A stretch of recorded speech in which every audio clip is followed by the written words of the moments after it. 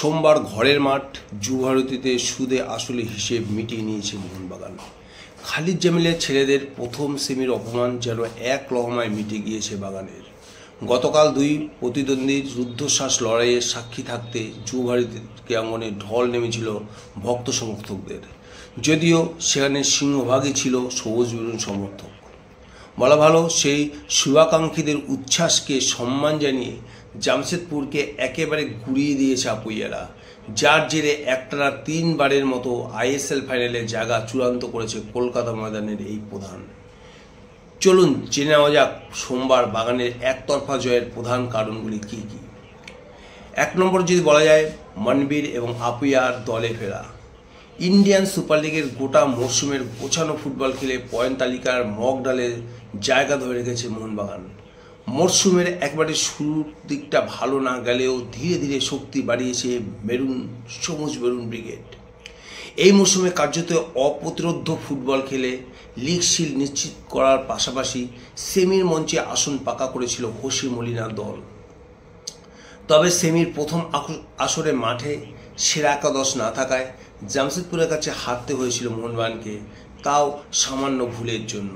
একেবারে শেষ লঙ্গে একটা অতর্কিত কাউন্টার অ্যাটাকে মোহনবাগান সে যাত্রা 1 গোলে হেরে যায় খালিদ জামিলের দলের কাছে।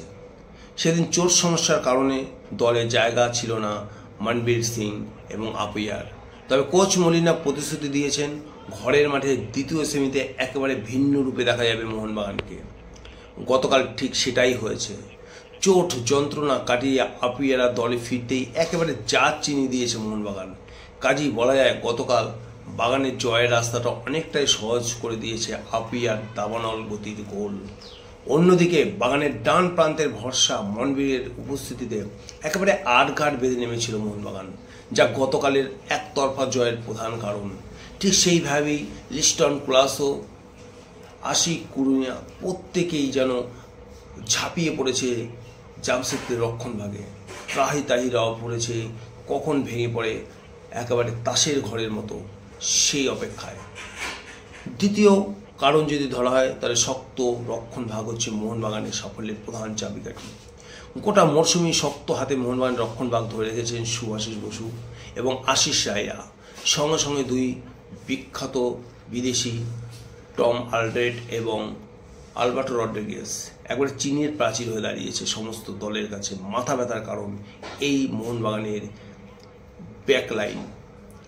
সোমবার জামশেদপুরের সামনে সুভাষিস বসুরা যেভাবে দুর্গ হয়ে দাঁড়িয়েছিলেন, তাতে বাগানের রক্ষণ ভেঙে গোল করাটা একেবারে দুঃসাধ্য হয়ে গেছিল। গতকাল একই ভূমিকা দেখা গিয়েছে দলের অনেককেই।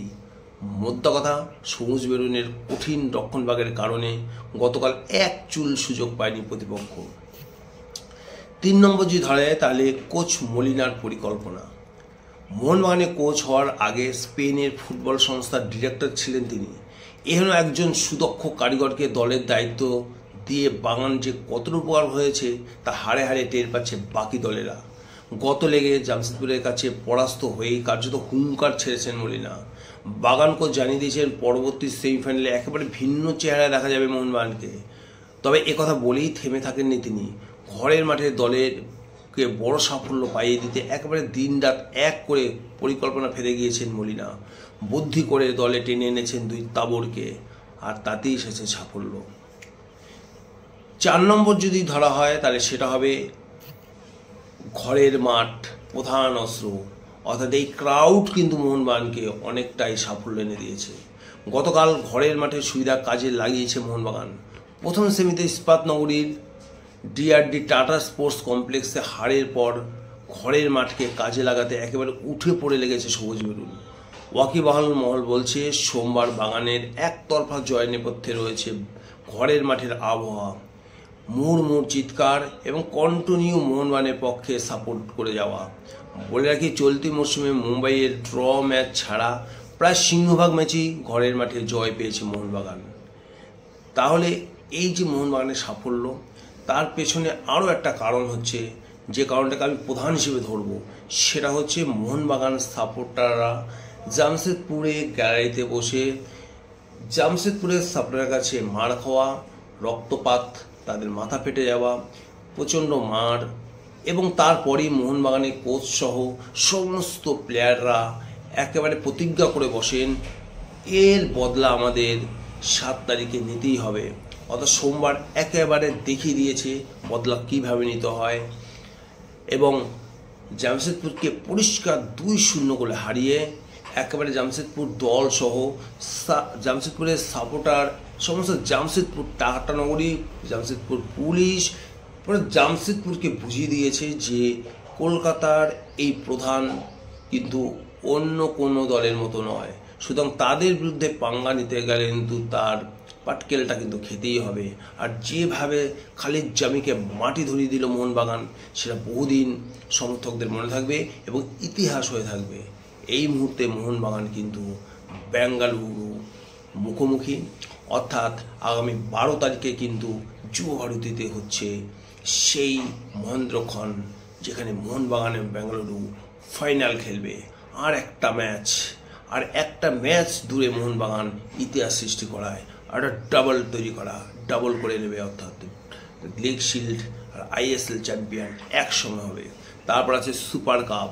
যদি সুপার কাপটা মোহনবাগান জিততে পারে তাহলে তো মোহনবাগান মুকুটে আর একটা পালক সংযোগ হয়ে যাবে।